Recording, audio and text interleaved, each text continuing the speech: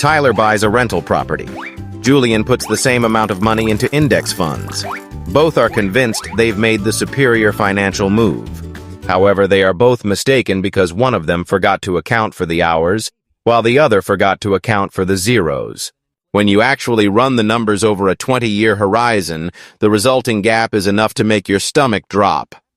To keep this comparison fair, let's look at their identical starting points. Both Tyler and Julian have $50,000 in savings and earn an annual salary of $55,000. They are the same age, live in the same city, and share the exact same financial baseline.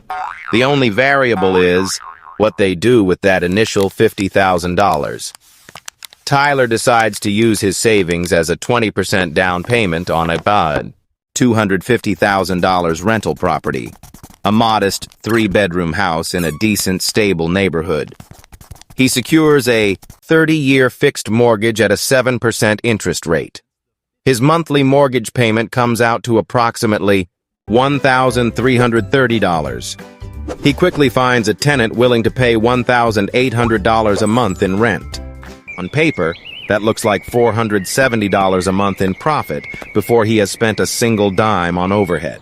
Tyler feels like a financial genius. Julian takes his $50,000 and drops it into a total stock market index fund. There is no leverage, no tenants to manage, and no keys to hand over. He sets up an automated monthly contribution of $300 and doesn't give the account a second thought.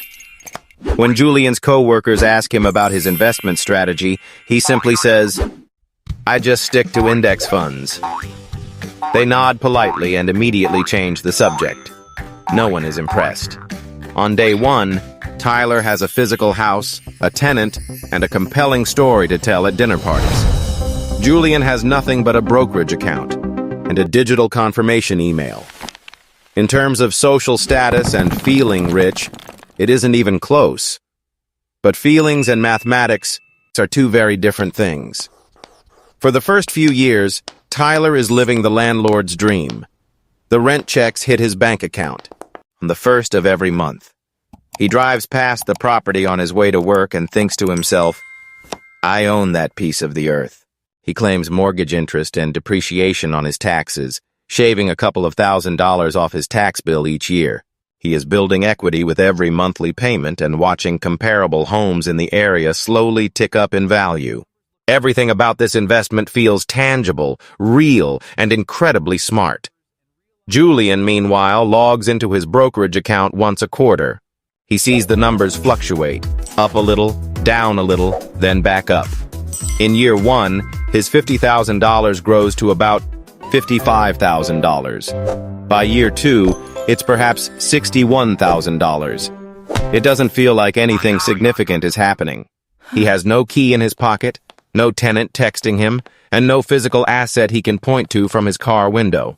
It is just a digital number. Tyler's friends constantly ask him for updates on his property. Julian's friends don't ask him about anything. The social proof alone makes Tyler feel like he is winning by a landslide.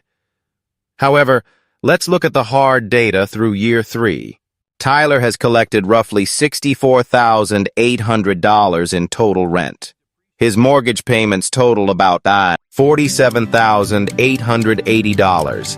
That leaves a gross cash flow of $16,920.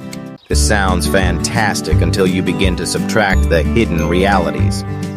Property taxes run about $3,000 a year, and insurance adds another $1,500. In those 3 short years, he has already replaced a water heater for $1,200, fixed a leaking roof for $2,800, and endured 1 month of vacancy. That vacancy cost him $1,800 in lost rent, plus an additional $600 to clean and relist the unit. What about property management? Tyler chooses to do it himself to save money, but that means taking phone calls at 10 p.m., spending his weekends doing showings, and coordinating repairs during his lunch break. After accounting for all real-world costs, Tyler's actual net cash flow over 3 years is somewhere between $2,000 and $4,000. Any offers? Not the $16,920 that looked so promising on a cocktail How's the napkin. house? What about the Furthermore, price? that doesn't account for a single hour of his personal time. Julian, meanwhile, has invested his $50,000 plus $10,800 in total monthly contributions. At a roughly 10% average annual return, his portfolio, sitting at approximately $76,000. He spent 0 hours managing it, took 0 phone calls, and dealt with 0 emergencies. But Tyler still has the power of leverage on his side. His $250,000 property is appreciated maybe 3% to 4% a year and is now worth roughly $270,000 to $280,000. His equity, the difference between the home's value and what he owes the bank, has grown to between $55,000 and $65,000. That is real wealth, and it was generated largely by using the bank's money. This is the one advantage stock investors cannot easily replicate. The rent check is the number everyone talks about. It's the YouTube thumbnail and the figure your landlord buddy brags about at the barbecue. What no one talks about is the leakage. Everything that is drained from that check before you can keep it. Consider vacancy. The average rental property sits empty for about 1 month per year. While not a disaster, it represents a full mortgage payment with 0 income to cover it. When a tenant leaves, you're on the hook for cleaning, repairs, and your own time spent screening new applicants. Then there are maintenance and repairs. The general rule is to budget 1% to 2% of the property's value annually. On a $250,000 house, that's $2,500 to $5,000 a year. Some years it's a $200 faucet. Other years it's a $7,000 HVAC replacement that you can't postpone because it's mid-August, and the tenant is threatening to sue.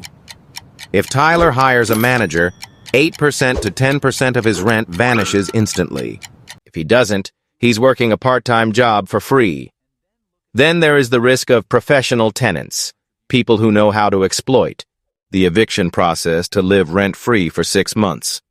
A single bad tenant can erase an entire year's profit or more. By year 7, the paths diverge sharply. Julian's portfolio has grown to between $135,000 and $150,000. He didn't pick winning stocks or time the market. He simply didn't touch it. Compound growth is starting to accelerate.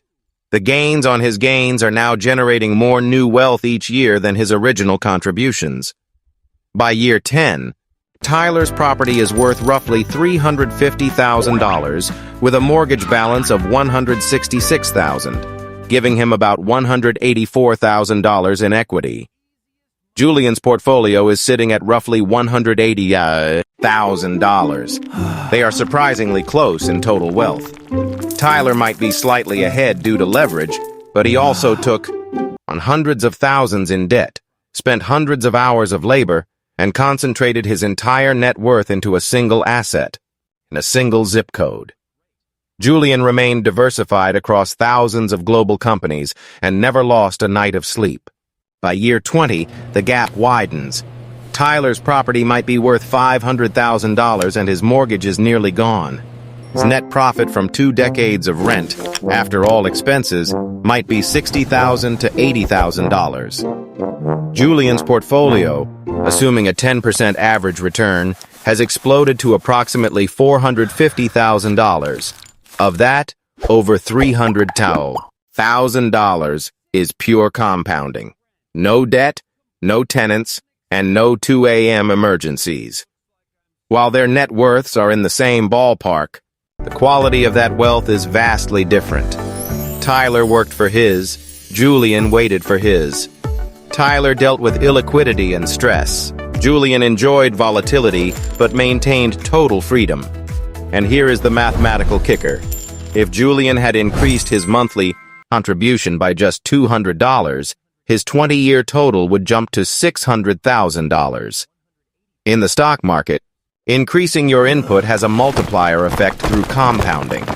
In real estate, Increasing your investment usually means buying another property, taking on another mortgage, and doubling your workload. To be fair, the stock market isn't without its scars. Volatility is brutal. In 2008, the market dropped 37%. In 2020, it plunged 34% in a single month. Watching $150,000 drop to $95,000 in a matter of weeks is gut-wrenching. Most retail investors panic and sell at the bottom, locking in their losses. Furthermore, index funds don't provide the same immediate cash flow as a rental. A 1.5% dividend yield on $150,000 is only $200 a month. Hardly enough to live on. Real estate wins in specific calculated scenarios. If you find a market where the 1% rule applies, rent is 1% of the purchase price, the math is unbeatable. If you use house hacking to live for free while tenants pay your mortgage, you can build equity at a lightning pace. And if you utilize 1031 exchanges, you can swap properties and defer capital gains taxes forever. A legal tax shelter stock investors can't touch outside of a retirement account. Real estate isn't a bad investment. It's a misunderstood one. Tyler thought it was a proven path to easy riches. Julian thought the market would do all the heavy lifting. Neither truly mapped out the cost in dollars, time, stress, and risk. The real trap isn't the asset class itself. The trap is making a life-altering financial decision based on a YouTube headline, a podcast clip, or something your uncle said at a holiday dinner without ever running the full numbers for your own specific situation. The next time someone insists that real estate always wins or that the stock market is the only way, ask them one simple question.